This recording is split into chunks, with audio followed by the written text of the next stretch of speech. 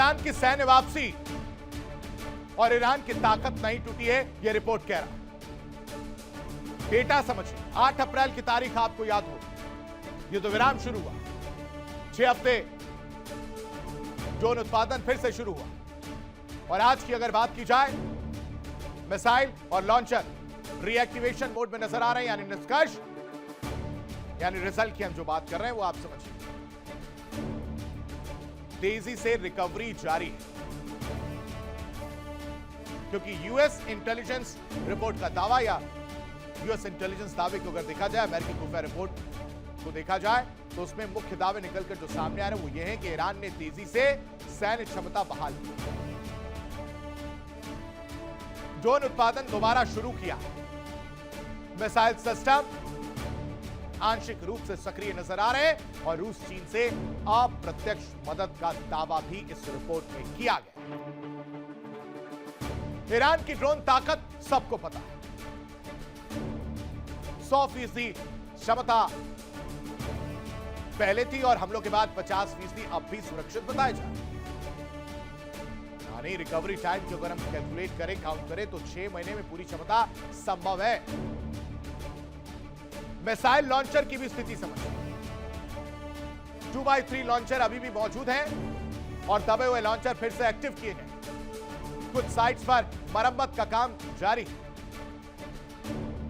यानी सैन्य ढांचा और ढांचे के नुकसान, साथ ही साथ रिकवरी को अगर समझना पड़े, अमेरिकी दावा कह रहा है कि 90% यह दावा किया जा रहा है अमेरिका की तरफ से, डोनाल्ड ट्रंप करते हैं कि 90% क्षमता जो है वो खत्म हो चुकी है। लेकिन खुफिया रिपोर्ट कुछ और कहानी कह रही कि केवल आंशिक नुकसान हुआ और जो रिकवरी स्पीड की कहानी कही जा रही थी वो अपेक्षा से भी ज्यादा तेज नजर आ रही है।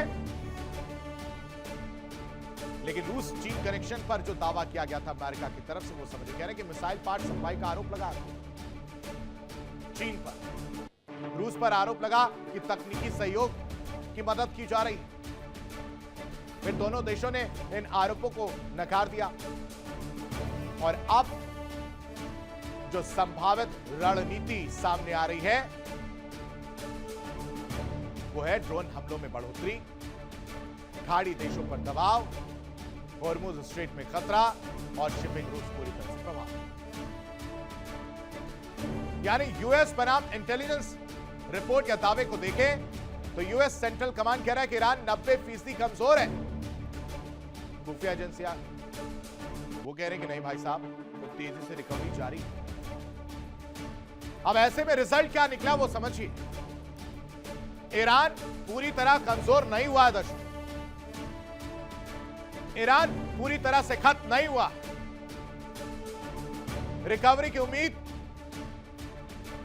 जो लगाई जा रही थी वो बहुत ज्यादा है और कहा जा रहा है कि आने वाले महीनों में तनाव और ज्यादा बढ़ सकता है, तनाव बढ़ने की आशंका जताई गई है। लेकिन इन सब के बीच बड़ी खबर, तनाव के बीच ईरान ने मिसाइल शक्ति बढ़ाई है। जो मैं आपको बता रहा हूं कि पाबंदियों के बाद भी घरेलू हथियार निर्माण बढ़ा है। आईआरजीसी ने मिसाइलों को मुख्य ताकत बनाया है, यानी कम खर्चे में असरदार युद्ध मॉडल अपनाया गया है और ये टेंशन की बात हो गई। तनाव चल रहा है और इस तनाव के बीच ईरान ने अपनी मिसाइल शक्ति बढ़ा दी। सैंक्शंस लगे, पाबंदियां लगी हैं, लेकिन फिर भी घरेलू हथियार निर्माण जो है वो और बढ़ा है।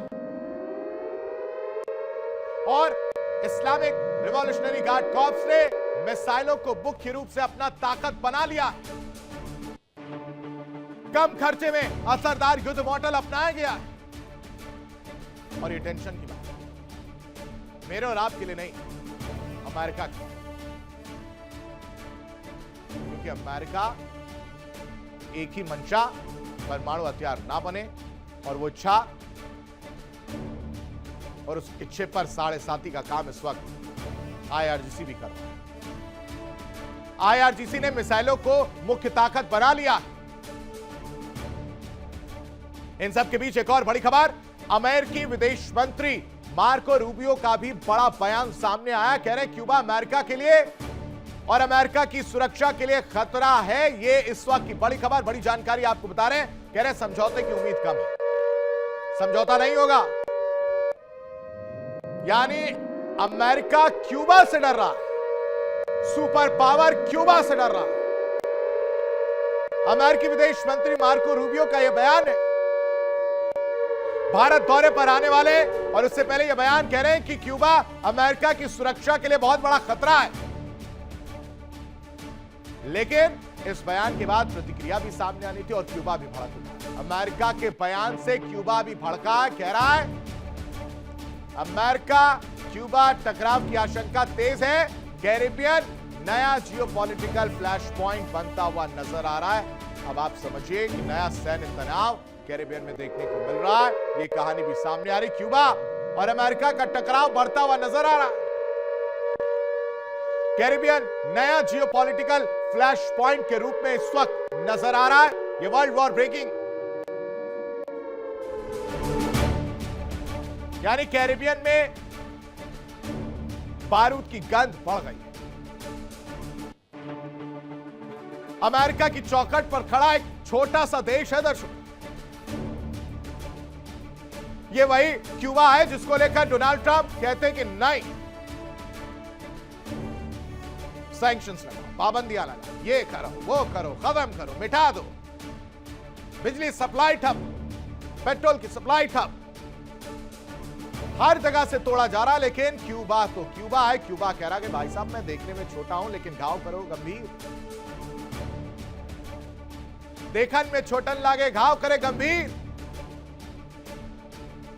क्यूबा और इसकी वजह से कैरिबियन में बारूद की गंध बढ़ गई। अमेरिका की चौखट पर खड़ा एक छोटा सा देश, इरादे जिसके बेहद खतरनाक, जिसकी सेना भले कमजोर दिखती हो दर्शकों, लेकिन रणनीति ऐसी कि दुनिया की सबसे बड़ी ताकत, दुनिया की सुपर पावर, दुनिया को शक्तिमान कहने वाला खुद को, वो लंबे युद्ध में फंस सकता है।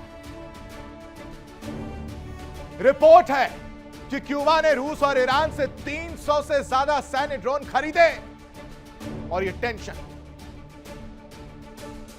और अब वॉशिंगटन में खतरे की घंटियां बज रही हैं, घंटियों की आवाज सुनाई दे रही है। सवाल यह है कि आखिर आर्थिक संकट से जूझ रहा क्यूबा अमेरिका के लिए इतना बड़ा सिरदर्द कैसे बन सकता है? कैसे छोटा सा देश अमेरिका को परेशान कर रहा है, चुनौती दे रहा है और कह रहा है कि भाई साहब बहुत छोटा समझा आपने, लेकिन हमला कर सकता हूं, हमारे लोग लड़ सकते हैं। अब सवाल है,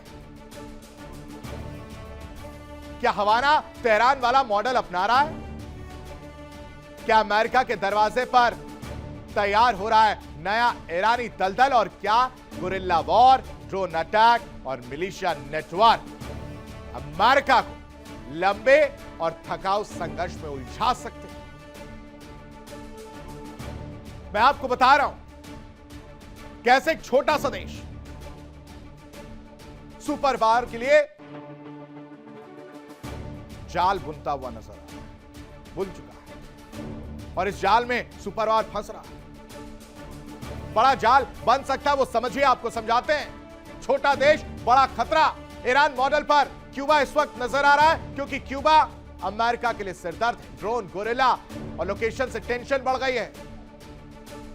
सीधे जंग नहीं, लेकिन लंबी थकाऊ लड़ाई लड़ी जा सकती है। एक तरफ युद्ध में ये ईरान के साथ फंसे और दूसरी तरफ क्यूबा।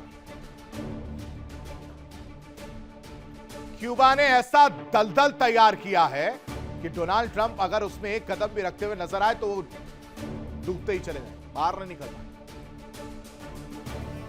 अमेरिका को दलदल में फंसाने की तैयारी है। 300 से ज्यादा ड्रोन और उन ड्रोनों से चिंता बढ़ गई है। रूस और ईरान से सैन्य ड्रोन खरीदे जा रहे हैं और मिस्टर प्रेसिडेंट को इस बात का डर सता रहा है। समझ ही नहीं आ रहा है कि ईरान से निपटूं कि क्यूबा से निपटूं? और जब दोनों से नहीं निपट सकते मिस्टर प्रेसिडेंट, तो आपको सोचना चाहिए, आसपास ऐसे लोग रखने चाहिए जो आपको समझाएं। और इस बीच बड़ी खबर, यूक्रेन ड्रोन अटैक से रूस में हड़कंप मचा। 800 किलोमीटर अंदर यूक्रेन में ड्रोन घुसा है। सिजरान ऑयल रिफाइनरी पर भीषण हमले की खबर सामने आ रही है और आसमान में काले धुएं का गुबार देखने को मिला। आसमान में काला धुआं छाया है। 800 किलोमीटर अंदर ये ड्रोन घुसता हुआ नजर आया। सिजरान ऑयल रिफाइनरी पर भीषण हमला किया गया है। आसमान में काला धुआं नजर आया, यानी यूक्रेन लगातार हमले कर रहा है। इससे पहले भी उसने ड्रोन से हमला किया था, जहां पर काफी नुकसान की बात निकलकर सामने आई। देखिए इंडिया डेली 24/7 अब आपके स्मार्ट टीवी पर। इंडिया डेली मौजूद है सभी डिजिटल प्लेटफॉर्म पर लाइव और लगातार। इंडिया डेली 24/7 हर दिन राष्ट्र को समर्पित।